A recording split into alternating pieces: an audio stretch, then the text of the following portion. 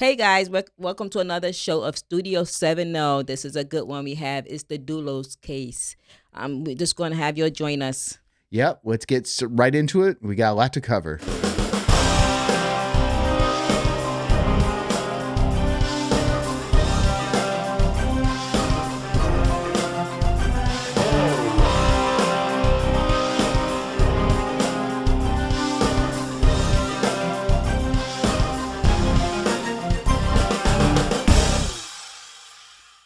Thank you guys so much for joining us. We're really excited. We spent a decent amount on this case, and we got a lot more. We'll talk about this soon, but we got a lot more to cover on this. Yes, we do. And but before we get into all that, you want to tell them? Make sure this is only for educational and entertainment purposes only. Do your own research and also be kind to others. Yes, please be kind to everywhere you go, but especially in the comments below. And please please subscribe. If we can get one person to subscribe that just one, we will double our numbers and get to our 1,000 marks. That's our first stepping stone into bigger and better things. So it's so important. Oh, we want to get to that number. So thank you so much. Studio70.com for other stuff, but enough about that. We want to get into what we're covering today, Chirac. So here we go. You ready to get going on this one? Because there's a lot to cover. Yeah. All right. So the Dulo case, who did it? Well, we're going to introduce it, and we're going to talk about the timeline review. And guess where this one is? I know but for the people watching, by the way, Chirac is my, co-host, and she's really the one that keeps me in line. I'm as you if you don't know me. And we are covering a case in our home state. Home state. I got home in Connecticut. Yes, we got one right in here. And we'll talk about that a little further. We'll give you a little teaser for later. So basically, this is gonna be a really, I say quick, it's probably gonna take 5 minutes, but this is a summarized case background, guys, that we're gonna get into. We're not gonna cover everything. There's just so much to this case. It's similar to the Morphew case, there's just a lot of background. So we'll do a little quick job, but these are two other shows that I've watched their background on this case, and they do very thorough, and they go through a lot. So if you're interested in the full story of the case, we like to cover it, get in the timeline. We kind of knit and get into the details of the case. That's what we'll do. But for right now, these folks will help you with the entire case. But let's start off with it. So bear with me. We're going to kind of read through and show through you some things. So in 2003, Jennifer bumped into Fotis Dulos in Colorado. At that time, Fotis was in the process of getting a divorce, and Jennifer was attracted to his charm and his funny sense of humor. But with a blink of an eye, the couple started dating and shortly got married. After a lavish 2004 wedding in Manhattan, the Ivy League grads moved to Farmington, Connecticut. That's about what? 10 minutes away. Not even 10 minutes away. We won't give away exactly where he lived, but not too far. So Fotis graduated from Brown University with an MBA in finance and worked hard to build his business. He had a passion for water skiing and played a part in water skiing competitions. So he's very athletic. You tell you had a good build. Yeah. Jennifer also graduated from Brown University and earned a master's in writing. She worked as a writer and maintained her own blog while raising their 5 beautiful children. Fotis built a luxury estate for his family. It was a gorgeous 2-acre, 10,000 square foot layout, very small house, that features 6 bedrooms, 7 full bathrooms, and 4 garages. I can't help it. Sorry. All right. In 2017, the marriage began to crumble. Jennifer left with her 5 children and filed for divorce, which was not finalized because they continued to have ongoing child custody proceedings. She moved to New Canaan, Connecticut, and Fotis remained at the Farmington mansion. Okay. So that year in 2017, Fotis participated in a water skiing competition in Miami and met Michelle Troconis. She was a single mom from Venezuela, very athletic and competitive. She instantly fell for Fotis. Their romantic connection blossomed, and Fotis started to have an affair. So basically, they had more in common. They're very athletic. They had a lot of similarities in their personality. On May 24th, 2019, Jennifer dropped her children off at New Canaan School, and the neighbor's security camera saw her vehicle returning home at 8:05. She missed two scheduled doctor's appointments in New York City, one at 11 a.m. and the other at 1 p.m. Later that evening, around 7 p.m., two of her friends, including her nanny, called the police and reported her missing. Okay. Fotis and a girlfriend, Michelle Troconis, became persons of interest. They both were arrested in June 2019, charged with tampering with or fabricating physical evidence and hindering prosecution. According to authorities, that's just according to what they reported. And in September 2019, they were arrested again on another charge of tampering with evidence. They pleaded not guilty to both times, by the way. Okay. But it wasn't until January 2020 where Fotis was arrested for Jennifer's murder. But a few weeks later, after his arrest, he died from apparent you could read it, self stuff. Okay. You know what that means. Michelle was charged with conspiracy to commit murder. Let's see. Let's see if I said it right. Did you say Mawini? Yeah, I think that's close enough. Yeah. Mawini. So I apologize if we say it wrong. An attorney and a friend of Fotis Dulos was charged with conspiracy to commit murder. They pleaded not guilty. Michelle's case is currently active in court as the date is recording. And not to give things away, but in a couple days, we're going to do week 6 of that trial recap, that'll be coming out in a couple days following this. Okay. While out on bond, Kent was sent back to prison in October 2022 after prosecutors said he tampered with his electronic monitor. His case was put on trial list in January 2022, though his trial has not been scheduled. Okay. So just a quick pause. Michelle's case is going on now. Yes. We are going to do an episode a day or two following this episode when we release this on Sunday. So we'll give you a recap on week 6. But now we are going to move on to talking about the timeline, Chirac. That's awesome. And to let you guys know, I think when I did the Chris Watts case, I relied upon information a lot on the internet, not a lot on the internet, but some on the internet. And I was learned it was way off track. So what I've been doing in these last couple of cases is making sure I get the right information. So this timeline was built upon the information that was shared in the Fotis arrest warrant. So it's the real documents, guys. It's the real legal stuff, the stuff that was filed. So it's nothing I got off the internet and nothing I made up. So we're going to start off with the high-level timeline, May 24th, 2019. So if you've seen my episodes before with the Chris Watts and the Morphew, those first episodes, I like to go through timeline and see it visually. So if you're new to this, hopefully you will enjoy it. Let's go quickly. We got a lot to cover here. So if you look at the screen, it's 5-minute interview intervals. May 24th, 2019. That's a day where she went missing. This is 5 a.m. to 11 a.m. that morning. Okay. You could see where it's in orange is where there's activity that we're going to talk about. The heart monitor is a situation where we know at that time you see it going up and down. That's when we know for sure that she's alive.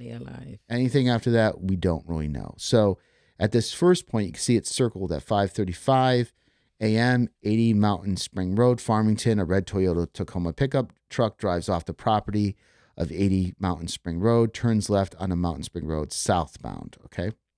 Then at 6:36, Route 15, southbound Fairfield, that red truck, Toyota consistent with, I don't know how to say it, Gudamini's truck was found traveling southbound. Sorry if I say that. At 7:30 a.m., Route 15 again, southbound to Canaan, detectives located a red truck, Tacoma consistent with Gumi's truck traveling southbound on Merritt Parkway, Route 15, passing the New Canaan rest area at 7:03. This is just showing the truck's progress.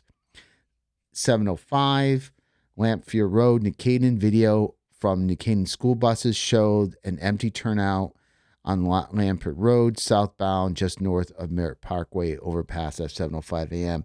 That Lamphere Road is near a park, which we'll get into. So it's basically saying that I believe that that's empty. There was nothing there at that particular time. They know that based on the school bus video.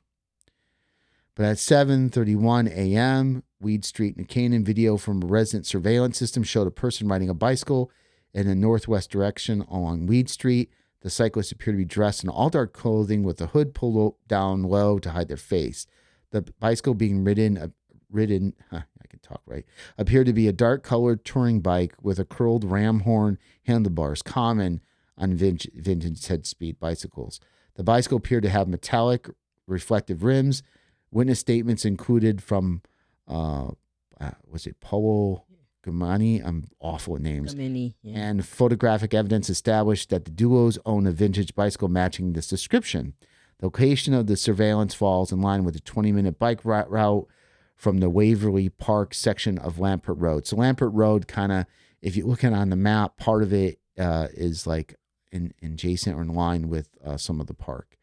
And another spoiler alert, Sherrock and I are going to go to Waverly Park. It's about an hour and 20 minutes. In April, we're going to do a little episode from there, but more to come on that. The location of which the Toyota truck was staged, so it was kind of parked on that Lampert Road section. The direction of the rider is towards Wells Lane and away from Waverly Park, so the bicyclist was moving away. At 7:40, Lampert Road, New Canaan, school bus traveling southbound on Lampert Road, 7:40 a.m., showed the same turnout occupied by the red truck, consistent with Gumui's pickup. The turnoff was within approximately 100 feet of the turnoff that Jennifer's 2017 Chevrolet Suburban would later be abandoned. The bed of the truck appeared to be empty. Okay. So what this is saying is that this time we know that the truck is there, which is consistent with, or similar time frame before the bicycle. So the truck probably was there a little bit before then, but not too far back when the bus showed that area to be empty. At 7:57 a.m., same place, Lampert Road, New Canaan, the school bus traveling northbound Lampert Road showed the Toyota still parked at the dirt turnout on the Lampert Road. And at 8:05, victim arrives home. 8:05, Jennifer, 2017 Chevrolet Suburban, is shown on residential security camera driving eastbound along Wells Lane towards the residence after Jennifer dropped off her children at school. Okay. Now, this is the section between 8:05 and 10:25 a.m., murder and cleanup. At some point between Jennifer's arrival home at 10:25 a.m., the crimes occurred in the garage and the residence. Dulos packages Jennifer using plastic zip ties and placed her inside her own 2017 Chevrolet Suburban. They give the plate there. Dulos cleans the garage using supplies he finds in the garage and paper towels from the kitchen. Again, this is alleged. I'm going to say alleged. This is what they're stating in the arrest warrant. Mm-hmm. Some of this is still up for debate, so I will throw in alleged. We're just stating what the document says, okay? And at 10:25, suspect leaves the scene. At 10:25 a.m., of course, allegedly, surveillance on Wells Lane shows Jennifer's Suburban traveling westbound away from 69 Wells Lane.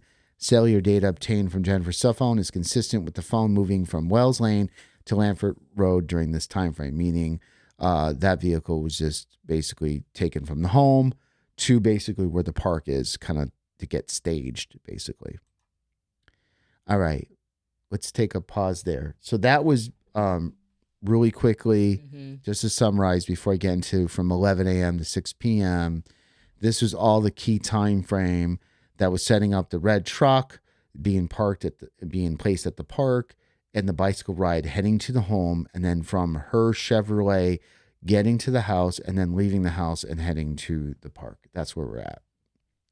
12 a.m., Route 15 northbound New Canaan, the Toyota Tacoma is showing traveling northbound on Merritt Parkway, passing the rest area at 11:12 a.m.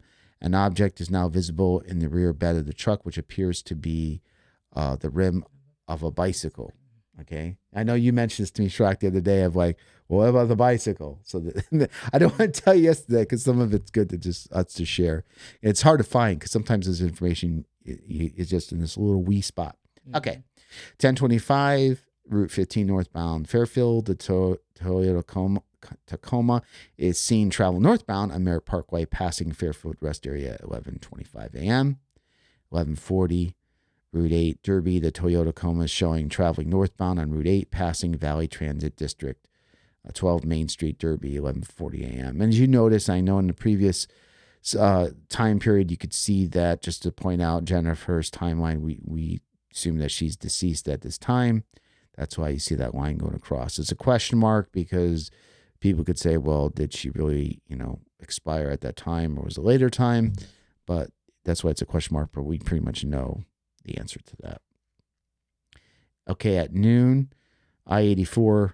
It's so funny because when we talk about these I-84, Route 15. Yeah, we, People from other states are like, huh? But we know these so well. exactly. I drive that like every day. Yeah, Waterbury. We drive that all the time. The Toyota Coma is shown traveling eastbound along I-84 and Waterbury near exit 525A at noon. And that's traveling there is a lot of traffic. 1222, 80 Mountain Spring Road. Farmington resident surveillance shows a Toyota Coma pulling into the driveway of 80 Mountain Spring Road at 12:22 p.m.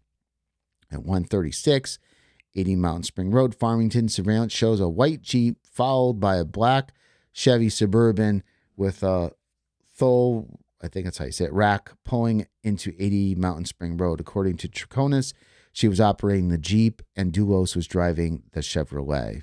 Okay. 80 Mountain Spring Road, Farmington residents surveillance shows white Jeep pulling into 80 Mountain Spring Road from the direction of Jefferson Crossing. This follows a call from Dulos to Troconis at 1:53 p.m. At the time his handset is in the area of 80 Mountain Spring Road. The footage is consistent with Troconis' arrival at 80 Mountain Spring Road after receiving a call from Dulos. So there's some coordination there at 2:01 p.m. At 2:24, 80 Mountain Spring Road, Farmington, surveillance shows white Jeep pulling out of 80 Mountain Spring Road and turning right onto Mountain Spring Road northbound towards Jefferson Crossing. Now, a wee bit later, at 3:55, 80 Mountain Spring Road, Farmington, surveillance shows Jeep returning to 80 Mountain Spring Road. And then at 4:03, same place, 80 Mountain Spring Road, Farmington, resident surveillance shows a black Chevrolet Suburban with the Thole rack leaving 80 Spring Mountain Road. 4:23, same location, 20 minutes later after Troconis drove away in the Chevrolet Suburban. Residents surveillance shows Suburban returning to 80 Mountain Spring Road. Both Troconis and Dulos cell phones appeared to remain at Jefferson Crossing. Almost at 5 o'clock at 4:58, Mountain Spring Road again, Farmington. Residents surveillance showed the Ford Raptor being operated by, I cannot say that right. How would you say it? I say Gumini. Gumini arriving at 80 Spring Road. According to a statement, Gumini has already gone to 4 Jefferson Crossing, has arrived at approximately 4:30. Gumini found no one home at the residence and was able to raise Dulos by phone. Gumini went to the kitchen expecting to find his key to his Toyota Coma where he normally kept, but it was unable to find it. Gumini then drove first to Deer Cliff Road and then onto 80 Mountain Spring Road where he encountered Dulos and Troconis in the driveway. 5:02 p.m., 80 Mountain Spring Road, Farmington. Resident surveillance shows the Ford Raptor leaving the property as Gumini drives the black truck to Jefferson Crossing. With approximately 30 seconds, the Jeep is shown backing out of the driveway and stopping on Mountain Spring Road just south of the driveway. The black Chevrolet Suburban then pulls at the end of the driveway and sits for within a possible earshot of the Jeep for 10 to 15 seconds for no apparent reason. No traffic passing before pulling out to travel north on Mountain Spring Road towards Jefferson Crossing. Troconis follows the Suburban northbound in a Jeep. 5:14, again at Mountain Spring Road, Farmington, surveillance shows a Ford Raptor pulling into 80 Mountain Spring Road from the direction of Jefferson Crossing. This is Dulos driving the Ford Raptor with Gumley, and as the passenger of the Gumley tries to pick up his Toyota Tacoma. According to Gumley's statement, when he arrived back at his truck, he noticed the key, which had been in the passenger door lock, has been removed. The absence of the only key to the vehicle prevented Gumley from driving his vehicle. Dulos offered to let Gumley take the Ford Raptor for the weekend, but Gumley said he wanted to transfer his dirt bikes from Dulos' residence to his own house in Simsbury, and Gumley wanted to use the Toyota to accomplish this. 5:16 Dulos self data shows a call to Troconis telling her to return with the keys. 5:24, 80 Mountain Spring Road. A resident surveillance shows the black Chevrolet Bourbon entering the driveway at Troconis's, brings the Toyota key back to Gumley. And lastly, I know, sorry guys, thank you for hanging in there. It's a lot, but we want to step through so you get your wheels turning. No pun intended with all these vehicles, but just kind of, give you what's going on, Exactly. and the rest It's weren't. car movement. A lot of stuff.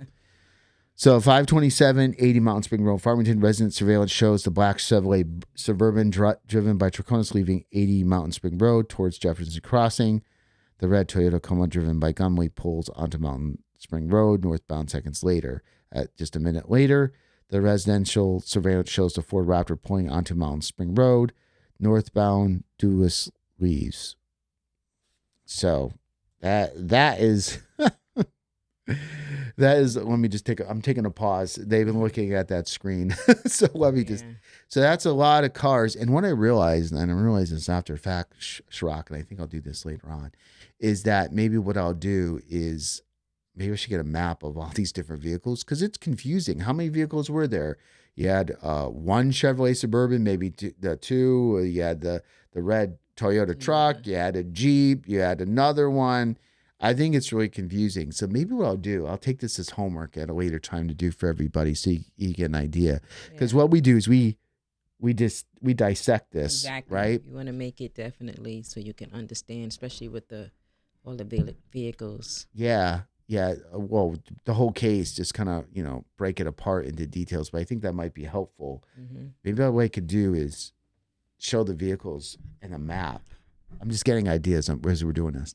Have the vehicles in the map and then redo this timeline and show where the vehicles are. I think that visual would be better. This is good to kind of show the activity. Mm-hmm. You could see things flowing during that crucial time. Right. But maybe the visual, because there's so many trucks and so many things and people, I'll do that. I'll do that for another time as a follow-up. So it's total of 4 people we're talking about, right?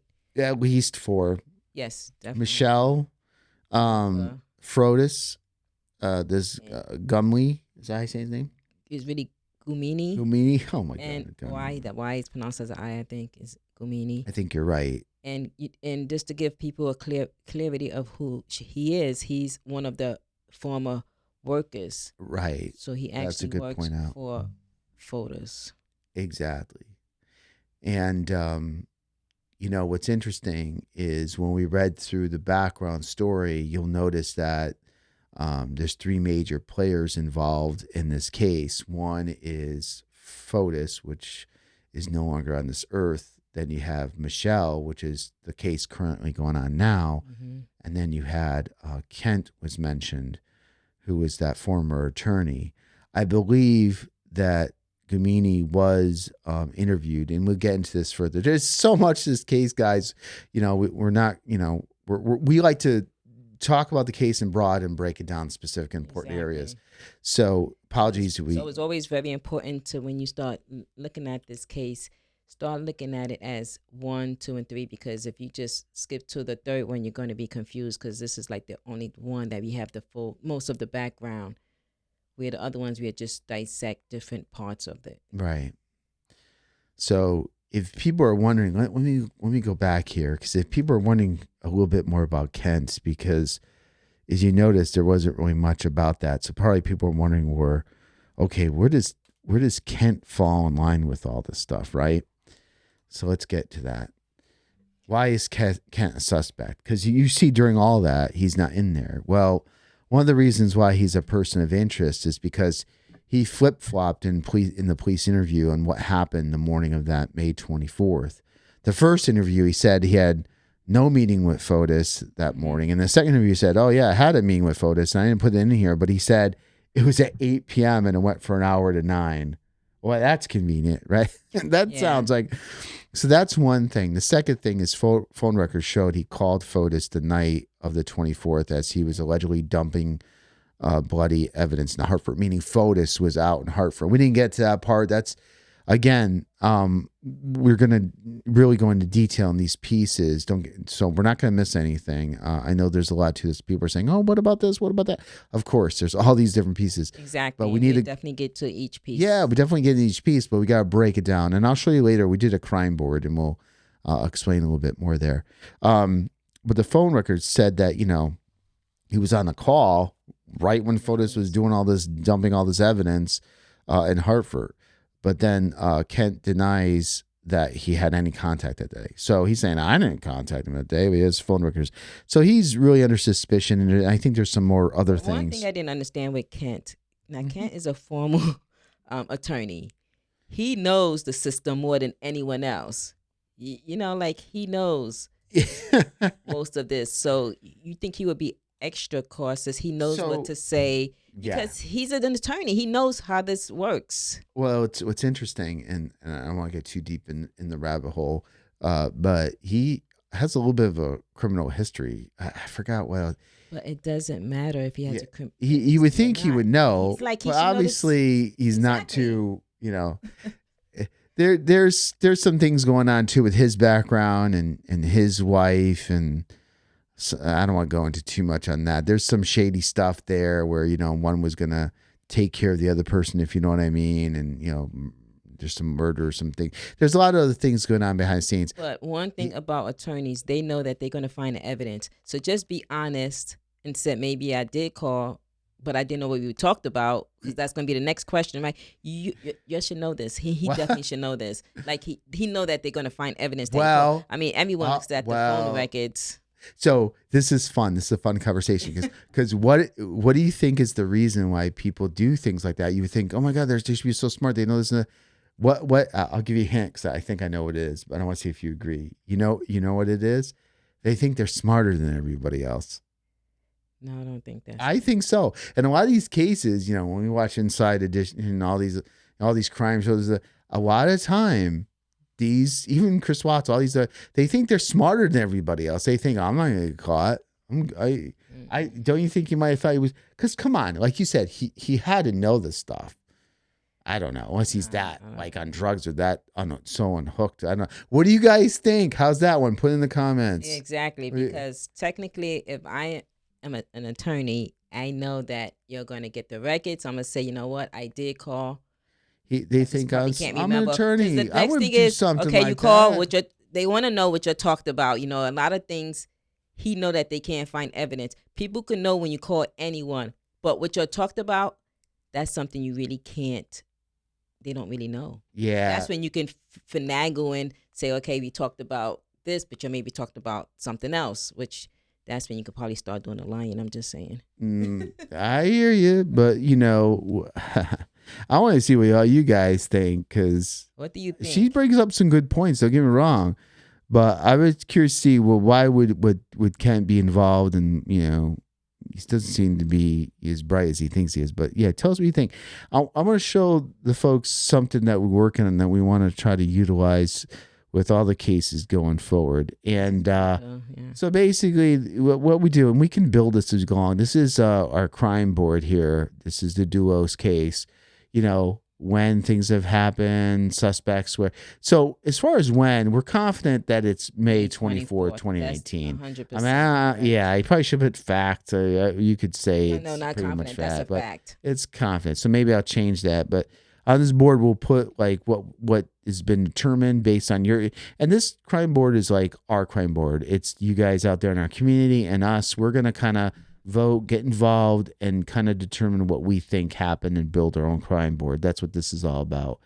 And we're pretty confident that the murder happened at her house. Okay. So I could say we're pretty confident. And again, some of these are facts. Me, I'm very conservative. So sometimes if we don't know, I just put confident as opposed to fact. And for now, the suspects are, Fotis in the middle, to the left, Kent, and to the right, Michelle Troconis, right? Nene is not in there, but No. These are suspects. These are people that are either in the middle of going through a case. I know. I probably should say suspect. Maybe I should change that to another name. Usually, suspects is people that. Yeah, I should probably change name. But these are people that maybe. They interviewed definitely. They're further along. I don't have anybody convicted. You can see that's still blacked out, and we might add things to this too.